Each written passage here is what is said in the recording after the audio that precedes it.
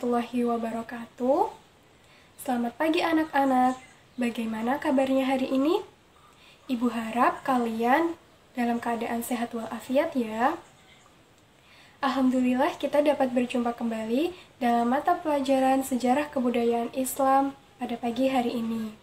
Walaupun kita tidak bertatap muka secara langsung, tetapi kalian harus tetap semangat dalam belajar.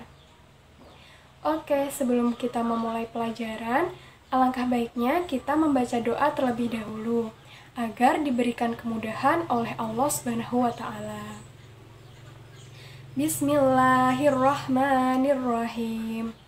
Raditu billahi rabba, wabil islami dinna, wabi muhammadi nabiyya wa rasula, rabbi zidni ilma, warzuqni fahma.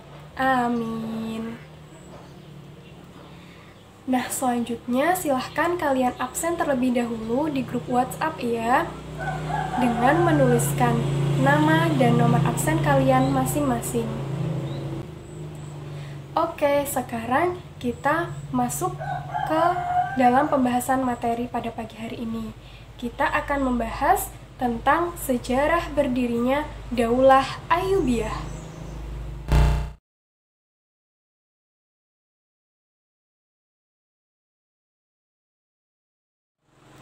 Sebelum kita masuk ke pembahasan Daulah Ayyubiyah, ayo kalian ingat kembali bagaimanakah kekuasaan dari Daulah Abbasiyah.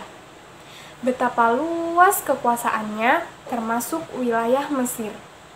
Nah, pada periode kedua Daulah Abbasiyah, Mesir menjadi wilayah otonom dari Baghdad, sehingga di Mesir muncul dinasti-dinasti kecil, diantaranya adalah dinasti Tuluniyah, dinasti Iksidiyah, dinasti Fatimiyah, dinasti Mamluk, dan yang terakhir dinasti Ayyubiyah atau biasa disebut dengan Daulah Ayyubiyah.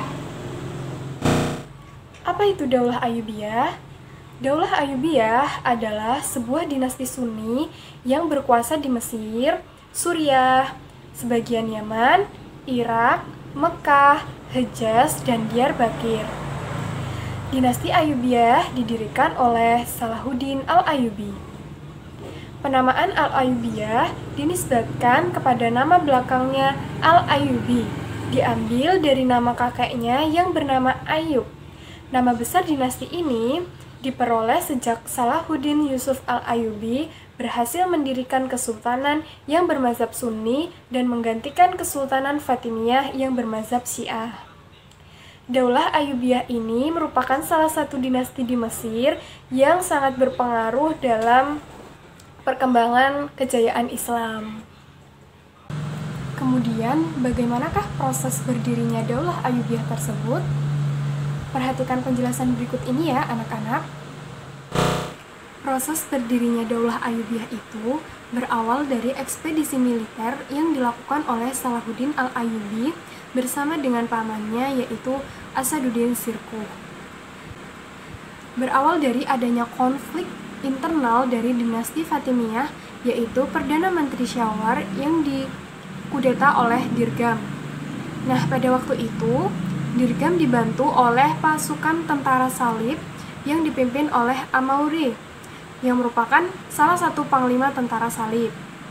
Kemudian, Perdana Menteri Syawar meminta bantuan kepada Nuruddin Zanki. Nuruddin Zanki memerintahkan panglima perangnya, yaitu Asaduddin Sirkuh, dan didampingi oleh Salahuddin Al-Ayyubi untuk berangkat ke Mesir dan merebut kekuasaannya Dirgham. Dan pada waktu itu hasilnya pada tahun 560 Hijriah atau 1164 Masehi, Salahuddin Al-Ayyubi bersama dengan Asaduddin Sirkuh berhasil mengembalikan posisi Syawar sebagai Perdana Menteri. Kemudian terjadi ekspedisi yang kedua, anak-anak. Nah, ekspedisi ini berawal dari Nuruddin Zanki mengirimkan Asaduddin Sirkuh bersama dengan Salahuddin Al-Ayyubi untuk ke Mesir. Penyebabnya karena ternyata Perdana Menteri dari dinasti Fatimiyah, yaitu Perdana Menteri Syawar, berkhianat dan mengadakan perjanjian dengan Amauri. salah satu panglima tentara salib tadi. Kemudian pada waktu itu Khalifah Al-Adid dari Khalifah dinasti Fatimiyah meminta bantuan kepada Nuruddin Zanki, dan akhirnya Nuruddin Zanki tadi mengirimkan Asaduddin Sirkuh dan Salahuddin Al-Ayyubi ke Mesir. Setelah itu di sana terjadilah peperangan, dan hasilnya pada tahun 562 Hijriah atau 1166 Masehi, pasukan dari Asaduddin Sirkuh dan Salahuddin Al-Ayyubi ini berhasil mengalahkan tentara salib dan sepakat membebaskan Mesir dari pengaruh tentara salib. Kemudian ekspedisi selanjutnya yang dilakukan oleh Salahuddin Al-Ayyubi dan Asaduddin Sirkuh bertujuan untuk mengusir tentara Al-Mauri atau tentara salib yang berusaha menguasai Mesir dan membahayakan dunia Islam.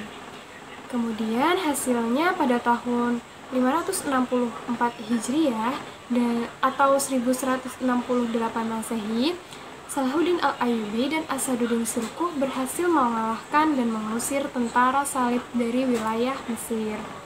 Atas keberhasilannya tersebut, Asaduddin Sirkuh mendapatkan imbalan dari Khalifah Al-Adid, Khalifah dinasti Fatimiyah tadi, yaitu dijadikannya ia sebagai Perdana Menteri.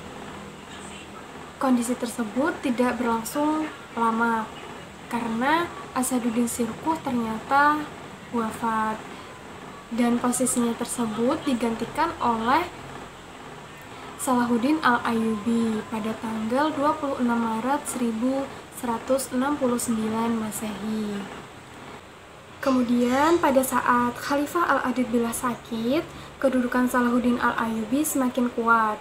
Salahuddin Al-Ayyubi mendapat dukungan penuh dari masyarakat Mesir, apalagi Salahuddin Al-Ayyubi ini dan masyarakat Mesir sama-sama memiliki faham Islam Sunni.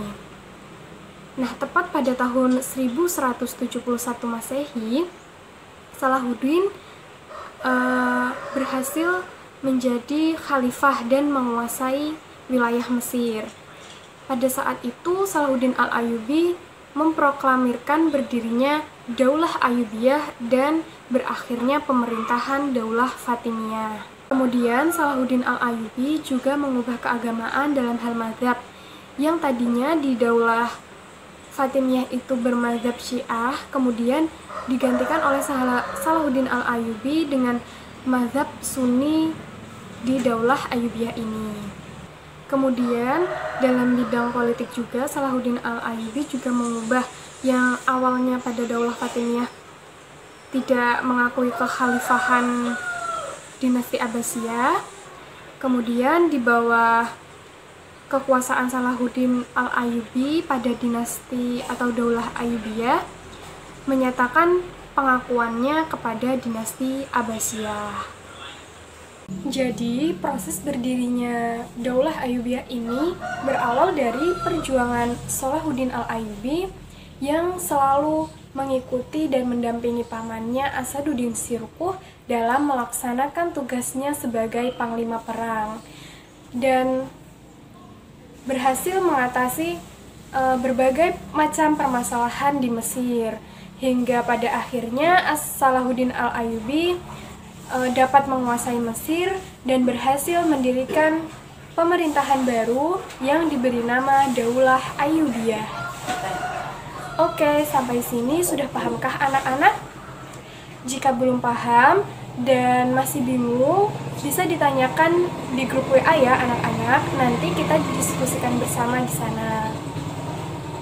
Selanjutnya, Ibu mohon anak-anak untuk mendalami materi ini dengan cara mencari informasi dari sumber lain, dari berbagai sumber seperti internet, buku, dan sebagainya. Kemudian nanti Ibu mohon anak-anak menulis ringkasan cerita sejarahnya dan kesimpulannya ya. Nanti Ibu akan menunjuk salah satu dari kalian untuk menyampaikan melalui voice note di grup WA. Oke, sampai di sini dulu. yang dapat Ibu sampaikan. Kita tutup pelajaran pada pagi hari ini dengan membaca doa kafaratul majelis bersama-sama. Subhanakallahumma wa bihamdika ashhadu alla ilaha illa anta astaghfiruka wa atubu ilaih. Amin. Sekian dari Ibu, kurang dan lebihnya mohon maaf. Wabillahi taufiq wal hidayah. Wassalamualaikum warahmatullahi wabarakatuh.